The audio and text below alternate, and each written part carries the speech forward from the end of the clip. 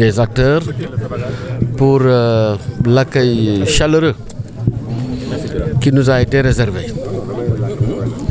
De manière générale, on constate que les acteurs sont satisfaits de l'assistance apportée par l'État dans le cadre de la construction de notre agriculture.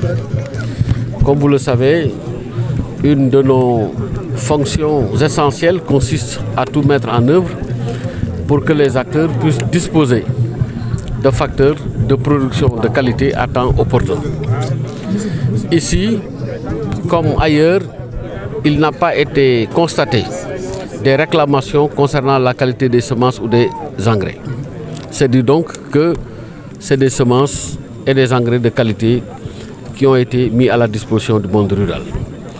Par ailleurs, en ce qui concerne la disponibilité à temps opportun, la plupart des acteurs qui ont eu à s'exprimer ont clairement dit que ces facteurs de production sont arrivés avant les premières pluies.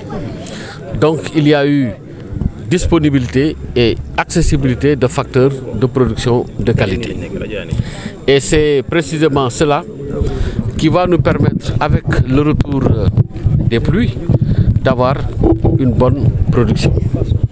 C'est dire donc que, contrairement à ce qui était avancé par beaucoup de personnes, nous n'aurons pas cette année une campagne agricole catastrophique. Au contraire, nous aurons une bonne campagne agricole.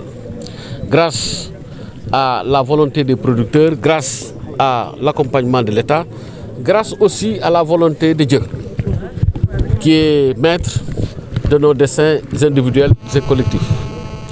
Donc ce qu'on doit surtout retenir, c'est que, Inch'Allah, comme la production sera bonne, il faut que nous prenions dès à présent toutes les dispositions idoines qu'il faut afin de garantir une excellente campagne de commercialisation. Et nous avons déjà reçu des directives de M. le Président de la République pour que nous puissions, comme à l'accoutumée, anticiper afin d'optimiser, disons, la production agricole grâce à de bons prix aux producteurs. Donc vraiment c'est un ministre rassuré qui quitte ces deux zones.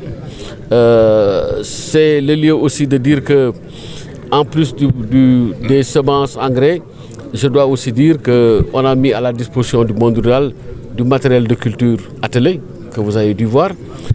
On a mis aussi à la disposition du monde rural du matériel de culture motorisé. Par conséquent, si dans une agriculture, on met en place des facteurs de production, semences, engrais, ensuite on élève le niveau de mécanisation, on va immanquablement augmenter la productivité, augmenter les superficies emblavées, et au final, ça va se traduire par une augmentation de la production. Nous avons une agriculture qui fait des pas en avant.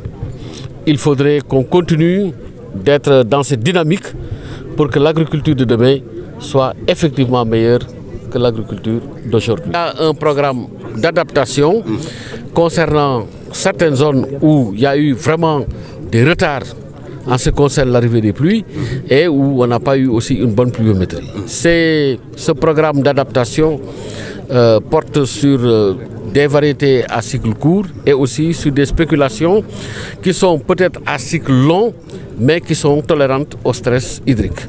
Donc les spéculations retenues, c'est le niébé, sésame, sorgho, manioc, pastèque.